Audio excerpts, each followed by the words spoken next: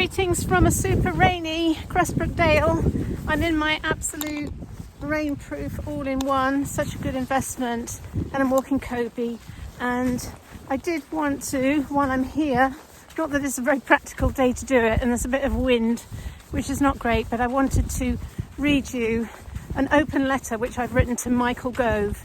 Now, I have published this on Telegram. I've also sent it to the local journalists at Derbyshire Times and Telegraph, and I wanted to read it to you. Oh, hold on, we've got dogs. These little fellas, this is Lawrence, who lives in Cressbrook. Hey, Lawrence. Yeah, come on you lot. Come on. Don't you know this is Kobe land?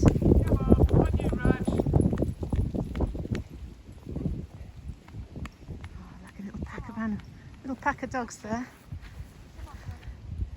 Let's see if I can get you closer. Uh-oh, he's trying to mount Reg. No. Kobe, away! Okay, right, let me go and rescue. I'm trying to get Kobe back. Sniffing at the dog's wee. It's like it's pulled out a little bit here so you can see. It's incredible. You learn to love all the weathers here at Cressbrook Dale. It's beautiful mists, lovely mists hanging in the dale. And here he comes. Here he comes. That's it. It's good. It's a new coat actually. It's Love Party Pink. That is. It's Lotus Pink, Lotus Blossom. Actually stands out a lot better than his other coat. So when he disappears off, in Cressbrook Dale, which he quite often does, because he's very used to this land, he's much easier to spot. Anyway, so here we are, learning to love all weathers, and just headed across now to the area of the building which we have discovered on an old 19th century map, which we believe used to relate to the lead mines. So we've cleared all the brambles, and the land was too hard to do any digging. Found some masonry. We think the masonry was repurposed. Still got to do a lot of digging, but at least we've cleared all the brambles. We think the masonry was repurposed into the dry stone walls for agriculture. So we believe this building was to do with the lead mine. And you can see then there's a difference. This is a very old tree which was already felled, and the logs, we've cleared them away. And this was covered in brambles, like hundreds of years old. This was all brambles. So we've cleared a lot, and obviously it's important to do it out of season. And we uncovered this amazing rock, which is like the pinnacle of a mountain. It's a piece of limestone rock, which is really a beautiful find. It was covered in moss and brambles, completely buried. Just to give you an idea of how much we cleared. And there's piles all the way around. So a lot of it was done by John and Sarah Moti last weekend. So I thought I would just sit on this rock and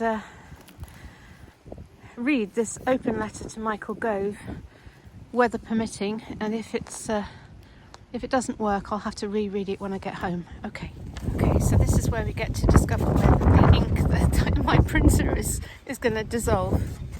So this is addressed to Michael Gove, who is the Secretary of State for Levelling Up, Housing and Communities. And his department is the DLUHC, Department of Levelling Up, Housing and Communities. So this is written to that office in London. And it's dated 5th of December, so I sent this off on Tuesday. So here we go. I am writing to complain in the strongest possible terms regarding the unlawful, inappropriate and dispiriting, should actually have put squashing down there, actions of the Peak District National Park Authority. Kobe's come up on the rock with me. In June 2022, a small group of enterprising souls, of which I am one, pooled our resources to acquire a beautiful and peaceful 73-acre stretch of land at Cressbrook Dale, previously home to woodsmen, lead mining and cow farming, with the intention of spending time reconnecting to nature. Detailed information on our community is at www.lovecressbrookdale.com. Some of the co-owners made a small number of enhancements to the land, see attached images, and I'll put those in, which we believe to be well within our lawful rights as landowners. Lawful rights as landowners, because of course our community is established under common law principles, and your property is your prosperity, and you as landowners, provided you're causing no harm, injury or loss, have a lawful right to do what you want with your land, providing it's causing no harm, injury or loss, and that is defined as what would a jury of 12 free man and woman of the land, if they were presented all of the evidence, what would they say? And of course, a trial by jury has the power to disregard any legislation in reaching its verdict. So we were set up under common law principles. Okay, back to the letter. Yet we have been relentlessly bullied, intimidated and persecuted by Peak District National Park Authority, in inverted commas, because they have no authority over us unless we consent to it, and we have never consented to their authority. So all government is by consent, of course, if you know common law. This has been driven, I believe, by a local hate campaign organised by former employees or persons closely connected to PDNPA, so that's Peak District National Park Authority. I entered a Freedom of Information request to establish the connections between the two organisations, but this request was denied by PDNPA. It is commonly spoken within the local area that the PDNPA is corrupt, that you only get planning permission, in inverted commas, if you either A, know someone on the inside, or B, are Aldi. The result is that the PDNPA has turned the Peak District into a museum. Indeed, none of the now great legacies of previous generations, and I should have put there of what is now considered to be great legacies, because it's questionable whether these are great legacies, but they certainly are legacies. Indeed, none of the now great legacies of previous generations, Sir Richard Arkwright's mills, the worker villages of Cressbrook, Pilsley and Roseley, the Monsell Head Viaduct and railway tunnels, all now listed building structures, would ever have been built had PDNPA been in existence at the time. I mean, can you imagine? Oh yes, I'd like to build a mill on the river. Oh yes, I'd like to blast through these limestone dales with dynamite. Is that okay? Yeah, is that okay? Ooh, don't know about that. Ooh, have you filled in the forms? Can you imagine? Anyway, back to the letter.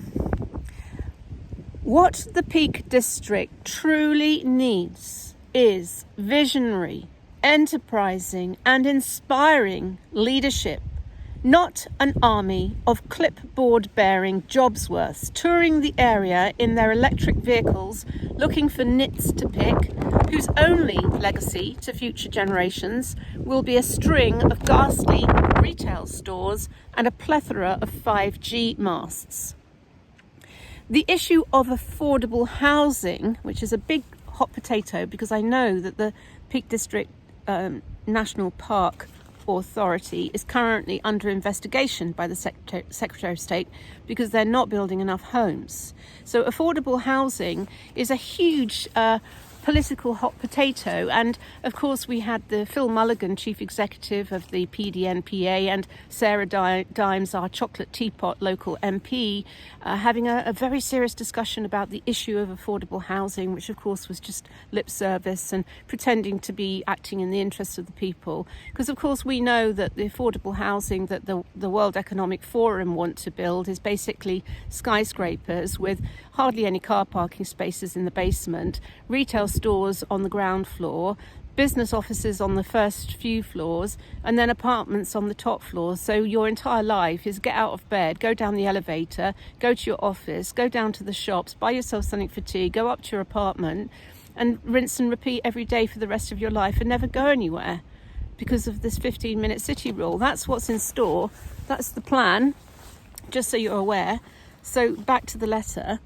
The issue of affordable housing in this area could be completely resolved if PNDPA followed the example of some of the amazing communities already established in the UK and beyond, such as Lammas in Wales, established under the Welsh One Planet Development Scheme, Spirit Horse in Wales, and of course Findhorn in Scotland.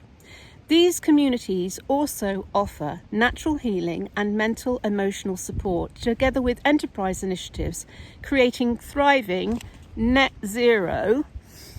And I put net zero in because it's an NLP keyword which triggers a MK Ultra mind program, a bit like Brexit used to, like, okay, run the net zero mind protocol. Yes, tick in the box, net zero. Yes, it's good. We must have it, net zero. That's why I put that in. I know net zero is a load of bollocks, of course. If they want to really, the net carbon zero target is to remove human beings, hence the mass genocide program across the planet. But that's a different issue. I wanted to keep this to A4, so didn't go into detail on that. So I just put net zero in inverted commas. Creating thriving net zero communities operating completely in harmony with nature. Rachel Elmore Love. And then I just put a little bio at the bottom, just like, don't you know who I am? Peace. Award-winning entrepreneur, former Dragon, BBC TV's Dragon's Den, Series 1 and 2, business author, speaker and mentor, former entrepreneur in residence, British Library Business and Intellectual Property Centre, involved in many enterprise initiatives at the House of Commons and Number 10 over the past 2 decades, including speaking events at Scottish Parliament and for the CBI, plus enterprise events, educational establishments and universities all around the UK and beyond, including Harvard. Trained in trauma healing, feng shui, natural wisdom leadership and shamanism, including working extensively with the Quechua tribes of the Andes in Peru. And I attached to that the photos, which I will now put in, which show the things which the Peak Park is relentlessly harassing and bullying us about, to the extent that they say they're going to bring in, basically, I don't know what they're going to bring in, but they're going to come and rip it all up, and they're proposing to charge us £5,300 for the privilege.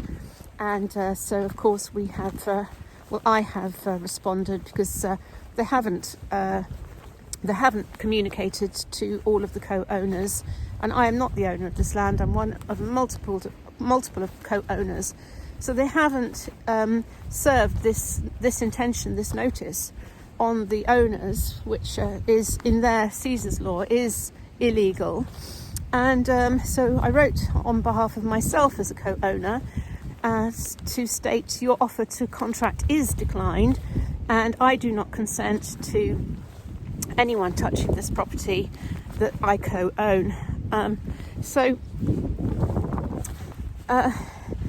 We will see, and we have said that we will take all reasonable steps to protect our property, and so we will see what happens next. But I have written to the Chief Executive, Phil Mulligan, of the Peak District National Park Authority, to state that the TP, that I will hold him personally liable for any damage to the property I co-own, and in particular the teepee being a sacred object of great sentimental value. If it is damaged in any way by any party, that I will hold him personally responsible, and that I will basically seek compensation of £25,000. So yes, it's been a busy week of letter writing, but you know, this is what we're facing here is insane.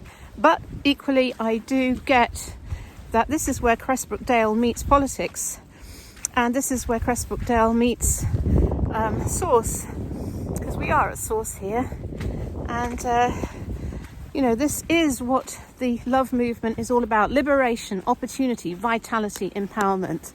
And that involves a radical rethink of the way that we do everything, in a way which is not just to serve the elite few who manage to play the game of the false matrix and get to the top of the pile, but to create a society that truly serves everyone. And a big part of that is a restoration, a re-emergence, and that really is about conscious awareness, teaching everyone about their common law rights. And it's, of course, it's not just enough to go to a workshop on common law rights or to read a book about it. Just checking in the teepee, making sure that, yes, everything is hunky-dory. Nothing's been touched in our little sacred space. This is the teepee. Just it's getting very weathered now, actually, and in time they do weather and virtually disappear into the landscape. But yes, it's not enough just to go to a workshop on common law rights or to read a book or, you know, watch a few videos.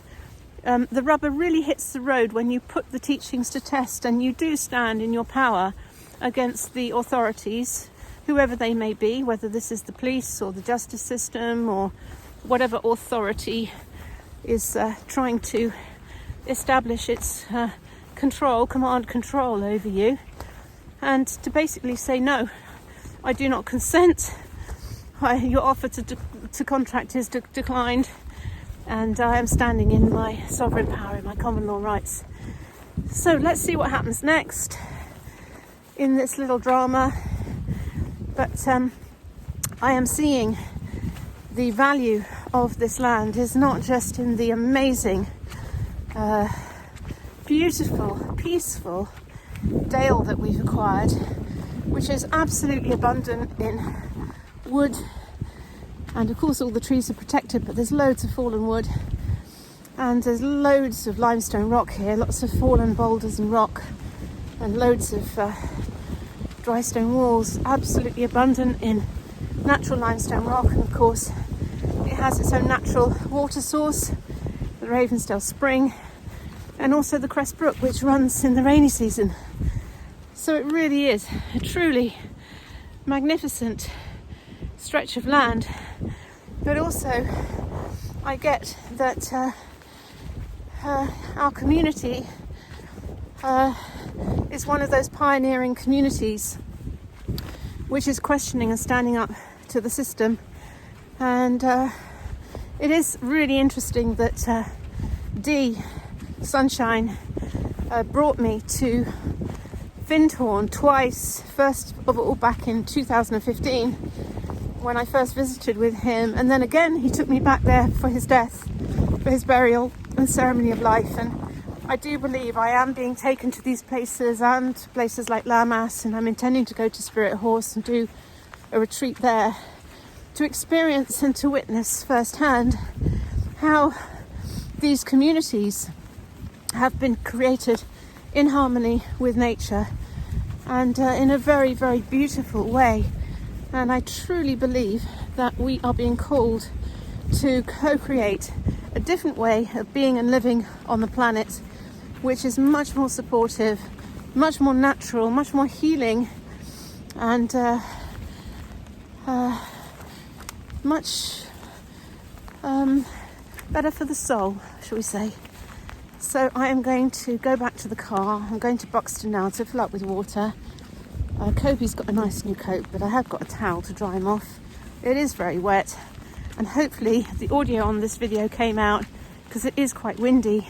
It's certainly windy up there. It's a lot more sheltered down here in the dale. And yeah, sending you lots of love. Just walking across the limestone gravel. This is another area of contention.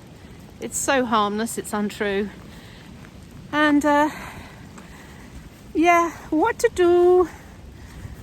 So I'll keep you posted. And if Michael Gove replies, which is probably unlikely, but if he replies, I will certainly do a follow-up video and I'll let you know his response. Okay, lots of love. Bye for now.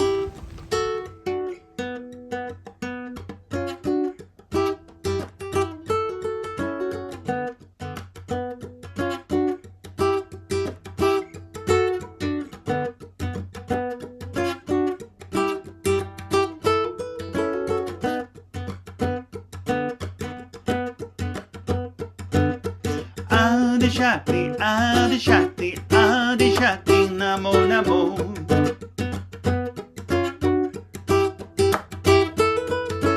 Adi Shakti, Adi Shakti, Adi Shakti, Namo Namo.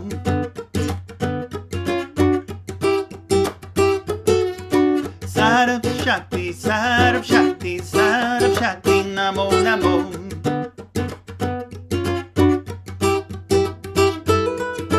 Sarab Shakti, Sarab Shakti, Sarab Shakti, Namo Namo.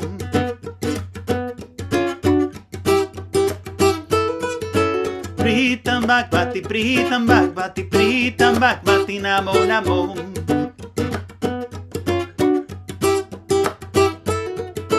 Pritam Bhagavati, Pritam Bhagavati, Pritam Bhagavati, Namo Namo.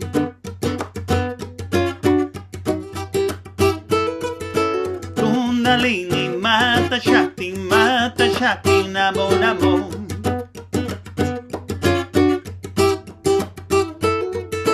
Kundalini, Mata Shakti, Mata Shakti, Namo Namo.